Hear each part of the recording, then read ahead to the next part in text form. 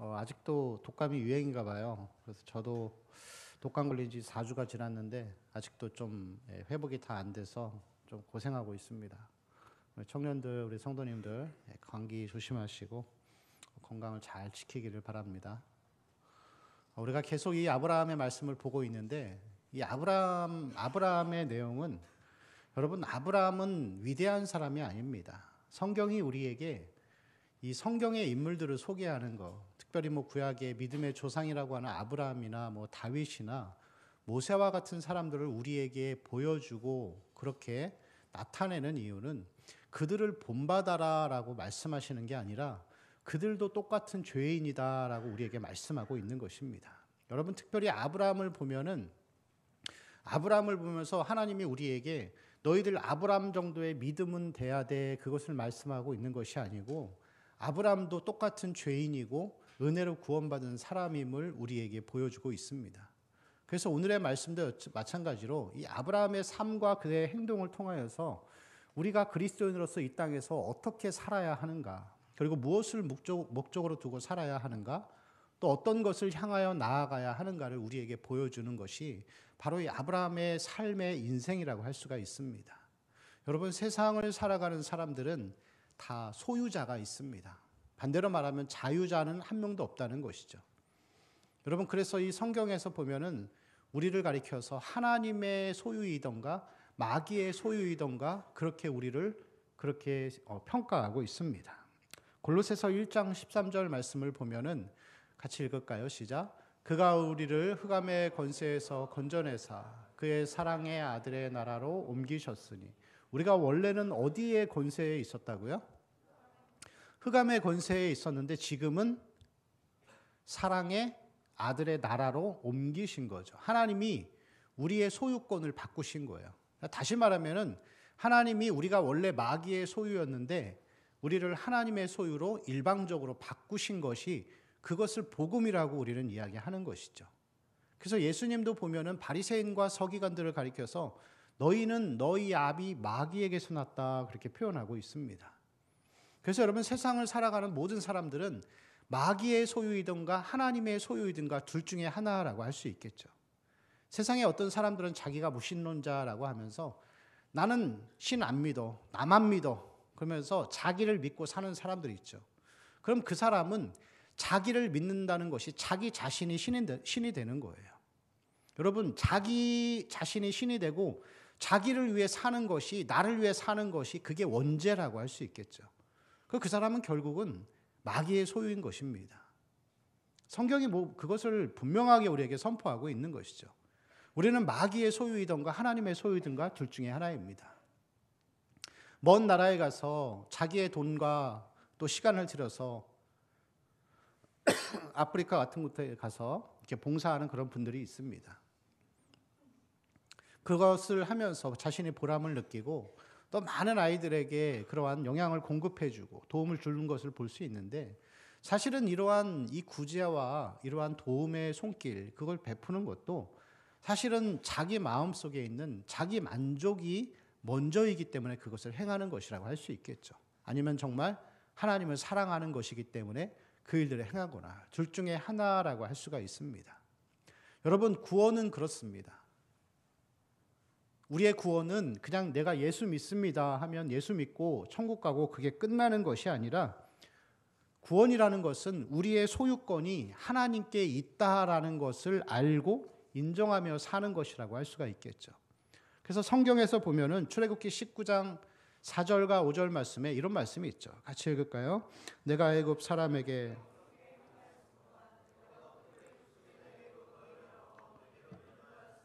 너희가 보았느니라. 세계가 다 내게 속하였으니 너희가 내 말을 잘 듣고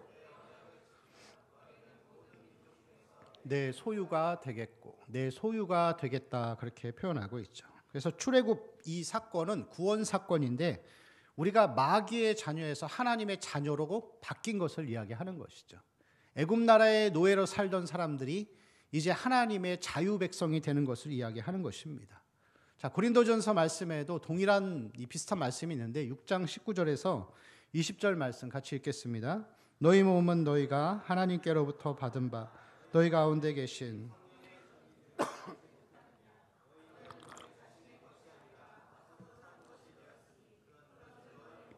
하나님께 영광을 돌리라.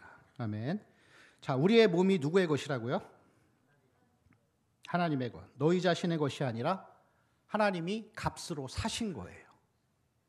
예수 그리스도가 십자가의 죽으심을 통하여서 그 죽음으로 죽음을 정복하고 어둠과 흑암의 권세에서 우리를 사신 거예요. 그래서 여러분, 구속, 속죄, 속량은 돈을 주고 값을 지불했다라는 것을 의미하는 거예요. 그럼 여러분, 우리는 원래 마귀의 자녀이고 마귀의 노예인데 이제 하나님의 소유가 된 거예요. 자, 그럼 우리의 소유권은 누구에게 있죠? 우리의 소유권은 하나님께 있는 것이죠. 하나님께 있습니다. 자, 오늘 말씀을 보면은 이제 아브라함이 애굽으로 가게 됩니다. 여러분, 이 말씀 가운데에서 아브라함이 애굽으로 갔던 이유는 무엇이죠? 우리 10절 한번 같이 볼까요? 그 땅에 기근이 들었으므로 아브라함이 애굽에 거류하려고 그리로 내려갔으니 이는 그 땅에 기근이 심하였음이라. 기근이 어땠다고요? 안 그래도 비가 별로 내리지 않는 그런 땅인데 먹고 살기 힘든 거예요. 그래서 내려갔어요. 근데 여러분, 아브라함이 이 가나안을 떠나서 애굽으로 간 것은 분명한 실수예요. 아니, 실수가 아니라 하나님 앞에 큰 죄를 진 거예요. 여러분, 룻기를 보면은 룻이 기근을 피해서 어디로 가죠? 룻이 아니라 나오미가, 그 시어머니였던 나오미가 남편과 두 아들과 함께 모압 땅으로 갔는데 기근 때문에 간 거예요. 근데 거기서 남편도 죽고 자식들도 다 죽어요. 그래서 하나님 앞에 회개하면서 돌아옵니다. 룻과 함께, 이방 여인이었던 모압 여인 룻과 함께 돌아오게 되는 거죠. 여러분, 죄라는 것은 자기 자리를 떠나는 게 죄예요. 있어야 될 자리에 있지 않은 거. 주일날 예배의 자리에 있지 않고 놀러 가는 거. 그게 죄인 거죠. 자기 하고 싶은 대로 하는 거. 그게 죄인 겁니다. 이 아브라함을 보면은 자기의 자리를 떠났어요. 죄를 진 거죠. 자, 거기에 가서 아브라함이 이 아내를 뭐라고 얘기하죠? 아내를 누이라고 소개를 합니다. 여러분, 아브라함이 이 기근이 들었어요. 이유는 있죠. 누구나 다 죄를 질 때는 이유가 있는 거예요. 근데 아무튼 두 가지의 잘못을 했어요. 근데 잘못이 큰 잘못이에요. 하나는 하나님이 말씀하신 언약의 땅 가나안을 떠나서 애굽은 성경에서 세상을 의미하는 거예요. 세상. 예? 이 나일강을 통하여서 적과 꿀이 비옥한 땅이 가득한 그곳, 기근을 피해서 간 거예요. 자, 그리고 아내를 누이라고 속인 거예요.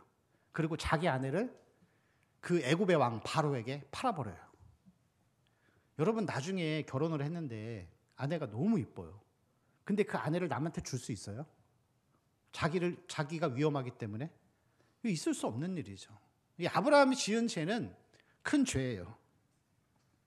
여러분, 근데 이 아브라함이 지었던 이 죄에 대해서 하나님이 보응하세요. 보응을 하는데 우리 12장 6절 말씀 같이 읽어볼까요? 12장 6절 시작. 아브라함이 그 땅을 지나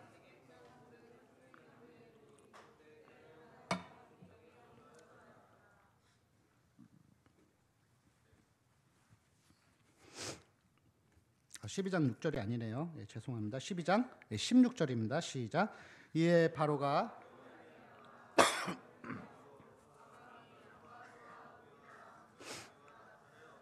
아멘. 자, 13장 2절 말씀이요. 시작. 아브라함에게 가축과 은과 금이 풍부하였더라. 아멘. 자, 아브라함이 큰 죄를 두 번 졌는데 하나님이 어떻게 하셨죠? 큰 복을 주셨어요. 많은 재물을 주신 거예요. 상상할 수 없을 만큼의 많은 재물을 받고서 애굽을 떠나서 다시 가나안으로 들어오게 됩니다.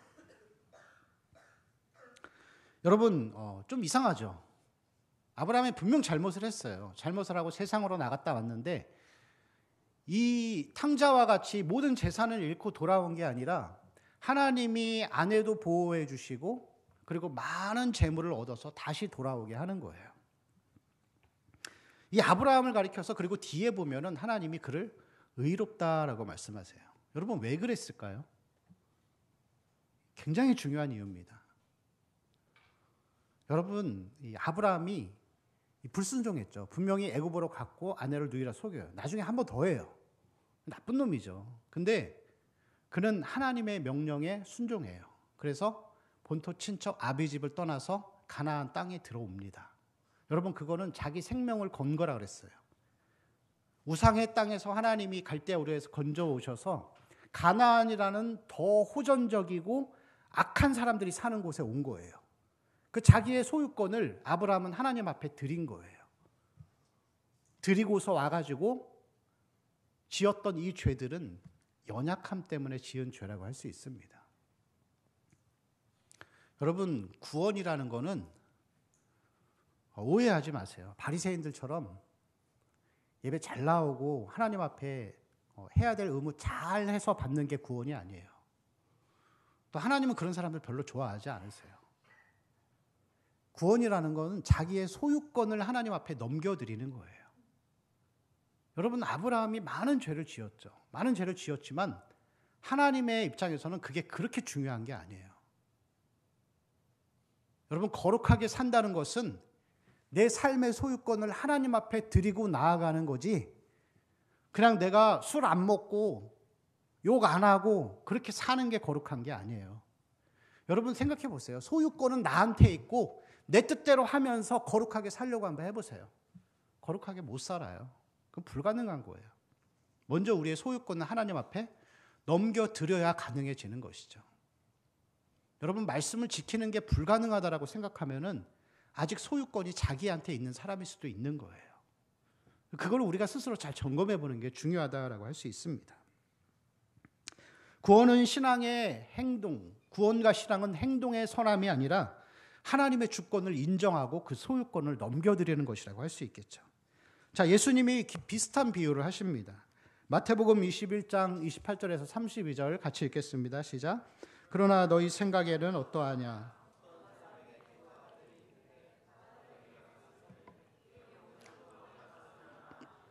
대답하여 이르되 아버지 가겠나이다 하더니 가지 아니하고 둘째 아들에게 가서 또 그와 같이 말하니 대답하여 이르되 실소이다 하였다가 그 후에 뉘우치고 갔으니 그 둘 중에 누가 아버지의 뜻대로 하였느냐?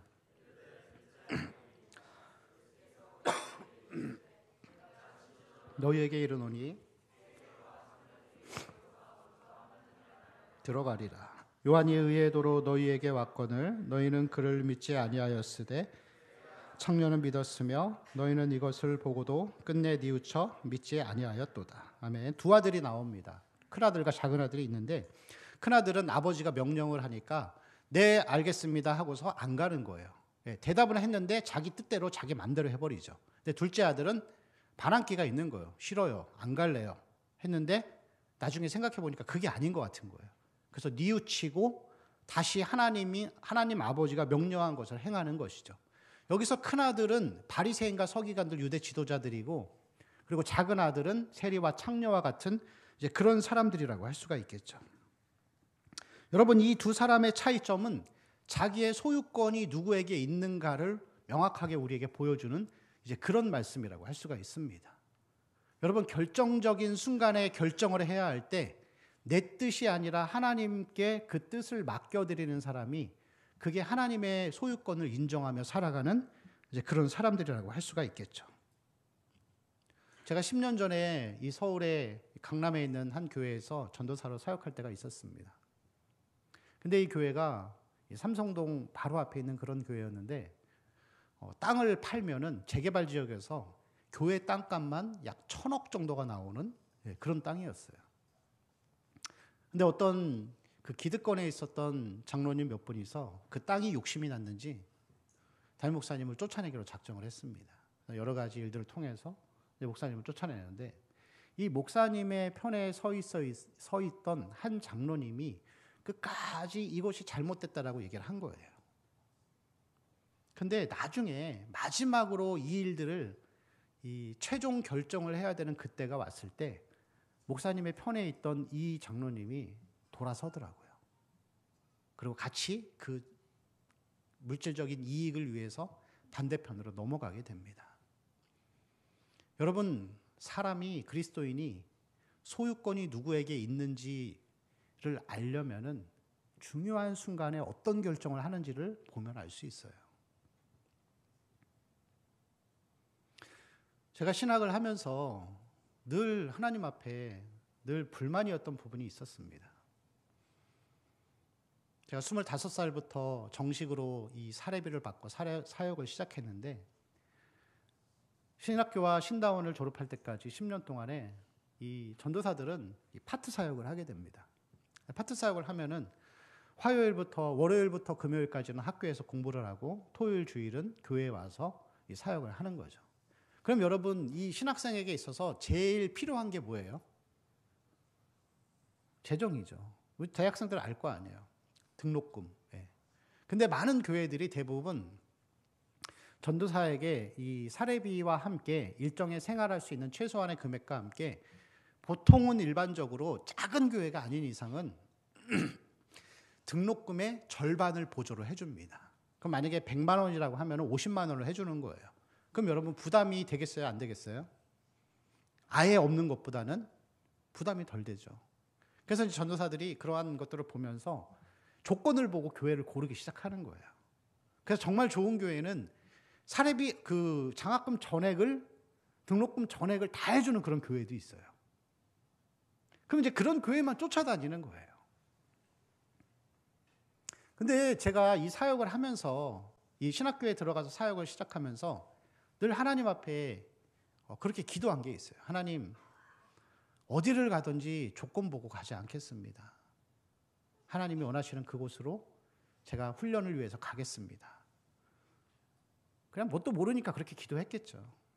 근데 우리 하나님은 얼마나 신실하신지 신대원 졸업할 때까지 등록금 보조하는 교회 한 번도 못 가봤어요. 계속 어려운 거예요. 계속 어렵고 나중에는 진짜 등록금 낼 돈이 없어가지고 학기가 마치고 기말고사가 끝나고 낼 때도 많았어요. 그래서 하나님 앞에 제가 불만이죠. 하나님 자꾸 나한테 이러시면 진짜 이 불만이 자꾸 있는 거예요. 근데 지금 와서 생각해 보면은 내 뜻대로 하지 않고 하나님 뜻을 구하고 하나님이 인도하시는 곳으로 가려고 애썼던 것이 그게 하나님 앞에 내 소유권을 드린 것이 아니었나 이제 그렇게 생각해 봅니다. 사람들은 신앙생활을 하면서도 결정적인 순간에 자기 하고 싶은 대로 하는 사람들이 있어요. 그건 소유권을 드린 것이 아니죠. 여러분, 제가 이 서울에 오기 전에, 망원동에 오기 전에 청년들한테 자주 얘기했지만 늘 결심했었어요. 나는 절대 서울에선 사역 안 한다. 제가 두 가지 되게 약한 부분이 있는데 그게 뭐냐면은 소음에 되게 민감해요. 소음에 되게 민감하고 사람 많은 걸 별로 안 좋아해요. 목사하면 안 되죠. 사람 많은 거 싫어하고 소음에 민감하면 목사하면 안 되죠. 근데 여기 와서 교회를 정하게 되고 하나님 오겠습니다. 하나님 이끌으셨을 때 그런 거 다 내려놓은 거예요. 소음에 민감하고 환경이 별로고 지저분하고 뭐 사람 많고 이런 것들 저는 지금도 이게 적응이 안 돼요. 1년이 넘었는데도 아직까지도 이 환경이 이렇게 막 내 이 집에 있으면서 내 집 같다 막 이런 마음이 잘 안 들더라고요. 근데 내 의지와 상관없이 그냥 하나님이 가라고 했으니까 온 거예요.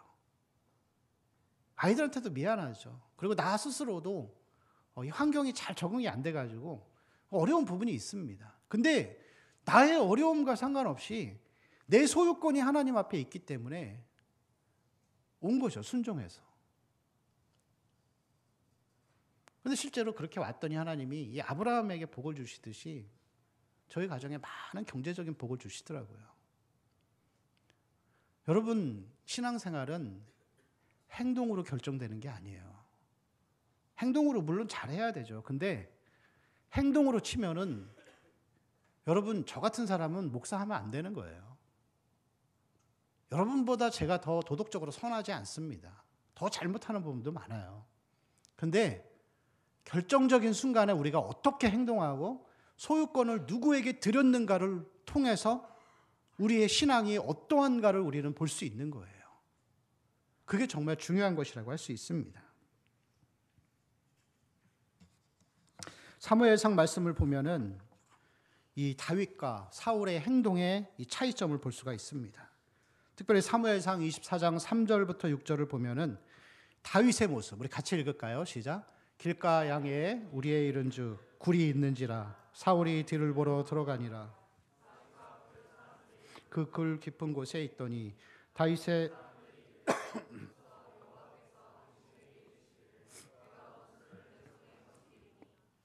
내 생각에 좋은 대로 그에게 행하라 하시더니 이것이 그날이니이다 하니 다윗이 일어나서 사울의 겉옷자락을 가만히 베니라. 그리한 후에 사울의 옷자락 뱀으로 말미암아 다윗의 마음에 찔려 자기 사람들에게 이르되 내가 손을 들어 여호와의 기름 부음을 받은 내 주를 치는 것은 여호와께서 금하시는 것이니 그는 여호와의 기름 부음을 받은 자가 됨이니라 하고. 자, 여러분, 다윗이 이 상황이 어떤 상황이냐면은 이 사울이 원수로 생각하고 다윗을 쫓으러 다니는데 하루는 이 사울 왕이 이 볼일이 급해가지고 굴에 들어가서 볼일을 보고 있는 상황인 거예요. 그리고 여러분, 이 상황에서 다윗은 이미 사울이 결혼을 하기 전에 소년이었을 때 하나님의 왕으로 기름을 부음을 받았어요. 그리고 지금 자기가 사울을 죽여도 누구 한 사람 뭐라고 할 수 없는 상황인 거죠. 자기 뜻대로 할 수 있었어요. 근데 여러분, 그때 그가 사울을 봤을 때 겉옷자락을 가만히 뱉다 그랬어요. 죽이지 않고. 그러면서 뭐라고 얘기하죠? 마음이 찔렸다 그랬어요. 그리고 여호와의 기름 부음은 여호와께서 기름 부음을 받은 내 주를 치는 것은 하나님이 금하는 것이다. 그래서 그를 살려 보냅니다. 여러분, 이게 주의 종에게 잘해라 그런 얘기 하는 거 아니에요. 다윗이 자기가 행동할 수 있고 더 이상의 고생과 모든 것을 끝내고 이제 왕의 자리에 등극할 수 있는 그 자리에서 그가 하나님 주권자이신 하나님을 기억한 거예요. 하나님이 원치 않으시지 그럼 하지 말아야지. 내가 더 광야 생활하고 더 고통당해도 그게 맞지. 그러면서 하나님께 모든 소유권을 넘겨드리고 자기 스스로 결정하지 않는 것이죠.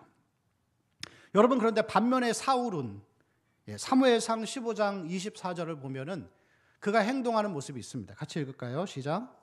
사울이 사무엘에게 이르되 내가 범죄하였나이다. 당신의 말씀을 어긴 것은 내가 백성을 두려워하여 그들의 말을 청종하였음이니이다. 30절이요. 사울이 이르되 내가 범죄하였을지라도 이제 청하옵나니 내 백성의 장로들 앞과 이스라엘 앞에서 나를 높이사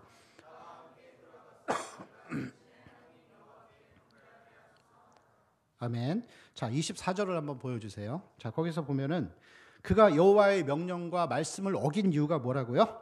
내가 백성을 두려워해서, 사람을 두려워하는 거죠. 그리고 30절에 보면은 그가 이렇게 얘기하죠. 사울이 이르되 내가 범죄하였을지라도 이제 청하옵나니 내 백성의 장로들 앞과 이스라엘 앞에서 어떻게 하라고요? 나를 높여달라. 이 아말렉 전투에서 하나님이 다 진멸하라 그랬는데 다 진멸하지 않고 하나님 앞에 드릴 거를 조금 가져오는 거죠. 그러면서 하나님 명령에 불순종하는 거예요. 여러분, 사울과 다윗의 차이점은 그거의 차이점이에요. 자기가 결정권을 누가 가지고 있는가. 사울은 백성을 두려워하고 사람을 두려워하고 자기 뜻대로 일을 결정하죠. 자기를 높이고. 근데 다윗은 이게 하나님의 뜻인가 그걸 먼저 보는 거예요. 여러분, 사울과 다윗 두 사람 비교할 때 누가 더 나쁜 놈이에요? 사울이 나쁜 놈일까요? 다윗이 나쁜 놈일까요? 제가 볼 때는 다윗이 더 나쁜 놈 같아요. 행동으로 봤을 때는. 그렇지 않겠어요? 사울도 나쁜 짓 많이 했죠. 막신이 부려가지고 자기 사위 다윗을 계속 죽이려고 하잖아요. 그런 일을 행하는데 다윗은 여러분 어떤 죄를 짓죠? 자기의 이 장수 우리아의 아내 밧세바를 데리고 와서 자기 아내로 삼아버리죠. 그리고 임신도 시키죠. 그리고 그 여인과 살고 싶고 이 임신한 사실이 발각될까 봐 전쟁터에 내보내서 자기의 신복이었던 밧세바의 남편 우리아를 죽여버립니다. 그리고 그 사실을 다 덮어버려요. 행동으로 보면 누가 더 나쁜 놈이에요? 다윗이 더 나쁘죠. 근데 여러분, 다윗과 사울의 차이는 무엇이죠? 다윗은 여러분 이 죄가 발각됐을 때 나단이 와가지고 당신이 그 사람이라고 하면서 당신이 그 나쁜 놈이다라고 했을 때 어떻게 하죠? 무릎 꿇고 회개하고 기도합니다. 사울은 그 죄를 감추려고 하죠. 소유권이 누구에게 있는가에 따라서 그 행동이 나타나게 되어 있는 거예요. 중요한 순간에. 그래서 우리는 항상 내가 교회를 다니는가 안 다니는가 그건 중요하지 않아요. 여러분 물론 교회 다니는 게 안 다니는 것보단 낫죠.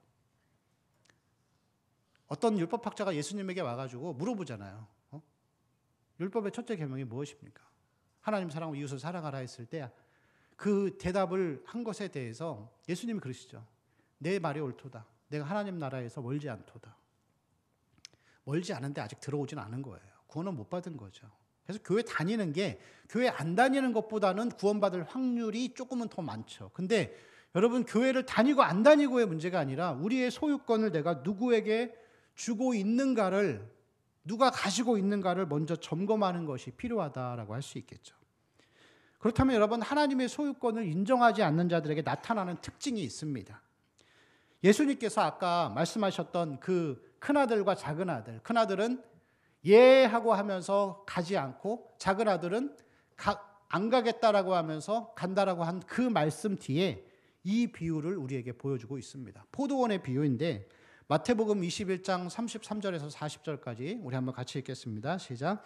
다른 한 비유를 들으라. 한 집 주인이 망대를 짓고 농부들에게 새로 주고 타국에 갔더니 열매가 얻을 때가 가까움에 그 열매를 받으려고 자기 종들을 농부들에게 보내니 농부들이 종들을 잡아 하나는 심히 때리고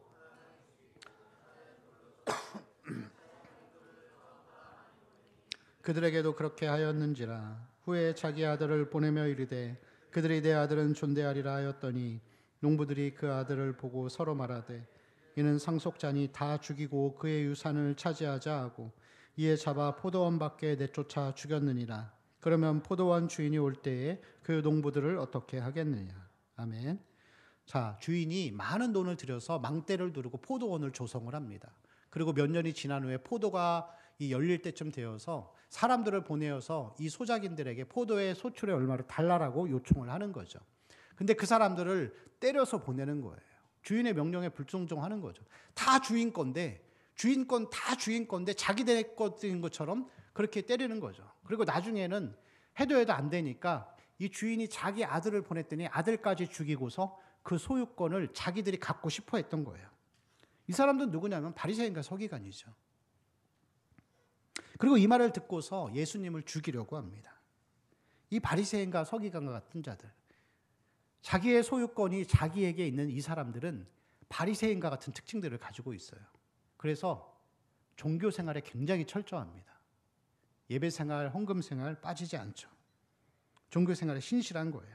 그리고 도덕적으로 윤리적으로 선하고 예의도 바릅니다. 그런데 뒤에 가서는 창녀들과 세리들이 짓는 죄를 보면서 낄낄대고 있는 거죠. 아닌 척하면서.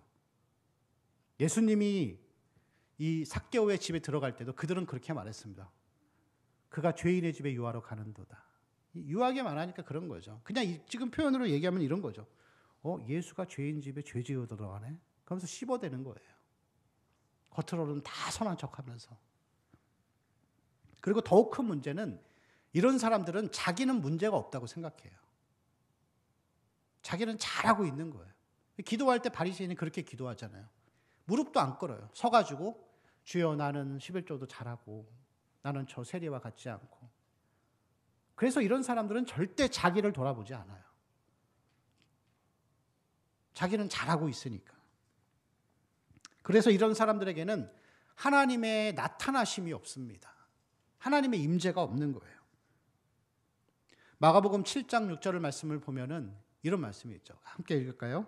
이르시되 이사야가 너희 외식하는 자에 대하여 잘 예언하였도다.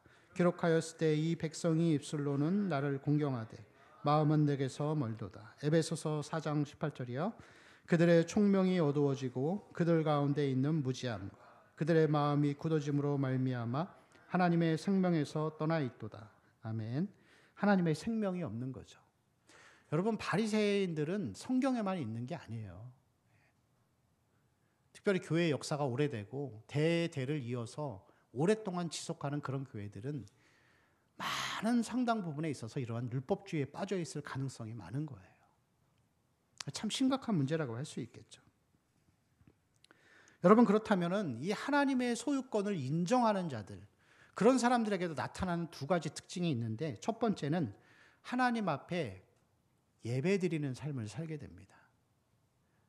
여러분, 이 가나안 땅에 들어가서 아브라함과 이삭과 야곱의 대를 거쳐 야곱이 밧단 아람으로 도망을 갔다가 이제 다시 15년 후에 이 가나안 땅에 들어오게 됩니다.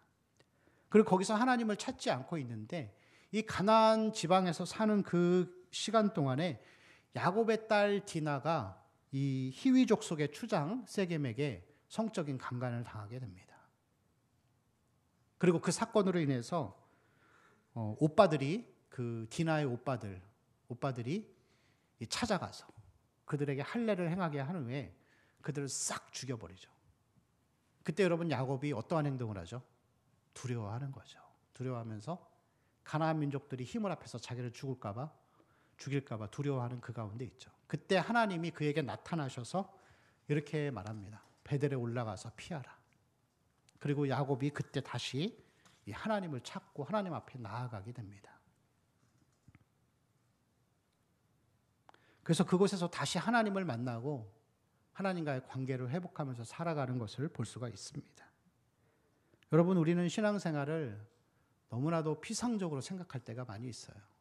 교회 다니면 됐지. 예배 드리고 헌금도 하고 기도도 하는데, 말씀을 들어도 긍정적인 메시지, 하나님의 사랑과 위로와 용서 가운데 살기를 바랍니다. 그런데 여러분, 예수 믿는 것은 그런 게 아니죠. 우리의 소유권을 하나님 앞에 드리고 앞을 향해 나아가는 삶이라고 할 수가 있습니다.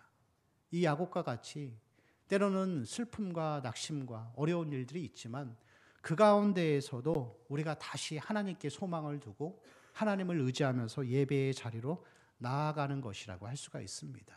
그래서 이런 사람들은, 하나님을 예배하는 사람들은 자기가 얼마나 무능하고 무기력한지를 항상 인정하고 살아가요. 자기 힘으로 할 수 없으니까, 그래서 자꾸 예배의 자리에 나와서 하나님의 힘을 공급받기를 원하는 것이라고 할 수 있습니다. 그래서 여러분, 그리스도인의 삶은 가나안 땅과 같은 곳에서 힘들고 어려운 일들이 있지만 그 가운데 하나님이 주시는 위로를 받고 소망하면서 앞을 향해 나아가는 그런 삶이라고 할 수가 있습니다. 그래서 이런 사람들에게는 두 번째 나타나는 특징이 있는데, 하나님의 소유권을 인정하는 사람은 일상의 삶에서 하나님의 나타나심이 반드시 있게 되어 있습니다. 때로는 꿈을 통해서도, 때로는 환상을 통해서도, 말씀을 통해서도 하나님을 만나고 또 그 하나님과의 인격적인 관계를 맺어가는 그런 삶을 살아갈 수가 있습니다. 여러분, 우리가 행동을 조금 더 잘하면 얼마나 잘하겠습니까? 조금 더 우리가 도덕적으로 살면 얼마나 도덕적으로 살겠습니까? 중요한 거는 우리의 소유권을 누구에게 두고 사는가가 중요한 것이라고 할 수 있겠죠. 이거는 구원의 문제입니다. 바리새인과 서기관 같은 자들은 평생 하나님을 떠난 적도 없고 하나님을 아버지라고 불렀지만 결국에는 지옥에 가게 되었습니다. 그러나 하나님의 소유권을 인정했던 사람들은 세리와 창녀와 같이 있을 수 없는 죄를 지었어도 다시 자신의 한계를 인식하고 하나님만이 나를 구원하실 수 있다는 그 인식 가운데에서 하나님의 구원을 얻을 수가 있었습니다. 여러분, 물론 예수 믿어도 자기 소유권 자기가 주장하며 사는 사람들도 있어요. 없다는 건 아닙니다. 누가 있죠? 아브라함의 조카 롯이 그랬죠. 아브라함과 갈라질 때 그러잖아요. 아브라함이 나는 네가 좌하면 나는 우하고 내가 우하면 나는 좌하리라 했을 때 아브라함이 어디로 가죠? 요단 동편, 기름지고 비옥한 소돔과 고모라로 갑니다. 예수 믿으면서도 자기 뜻대로 자기 유익 따라 자기 이익 따라서 갈 수 있어요. 갈 수 있는데 여러분, 중요한 거는 결과예요. 롯이 나중에 어떻게 되죠? 거지 되죠, 거지. 아내도 죽고 재산 다 잃고 딸들과 동침하는 그런 아주, 물론 그도 의인이었죠. 하나님을 믿는 사람이었습니다. 우리의 소유권을 우리가 누구에게 두고 살고 있는가? 여러분, 결정적인 순간에서 나는 내 결정을 하나님께 맡기는가? 아니면은 그렇지 않은가? 우리 그것을 잘 생각하면서 살아가는 신앙의 모습으로 살기를 소망합니다. 우리 함께 찬양하고 기도하겠습니다.